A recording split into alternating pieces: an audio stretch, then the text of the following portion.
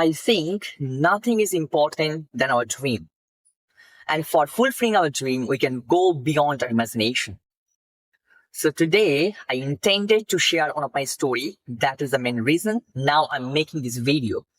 The story is about my journey, how I learned the English language. And it's quite bit funny, quite bit hilarious. So let's listen my story. When I was a child, I used to keep my uncle's mobile whenever I went to tuition. So I went to tuition by bus or by car. So on the way of going tuition, that time I used to take out my uncle's mobile and I put it on flight mode. Do you know why? Actually, if I had not put it in flight mode, I would have been caught by those people who were presented in the car. Okay.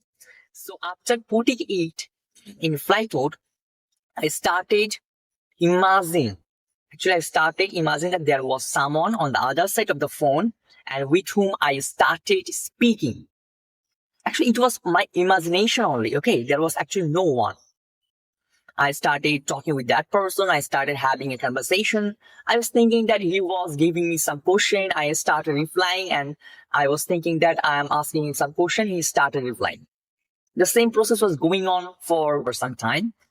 Whoever were presented over there, they got amazed by my conversation and by the way of I was speaking that time.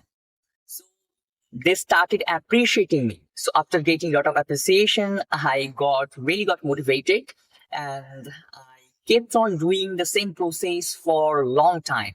I think it's about 1.5 years. I followed the process. Whenever we got appreciation or whenever we get appreciation from any people, that time our mind go to the level that we can continue the process for a long time. Okay, so you can follow the same process if you want, and I think it would be helpful for you.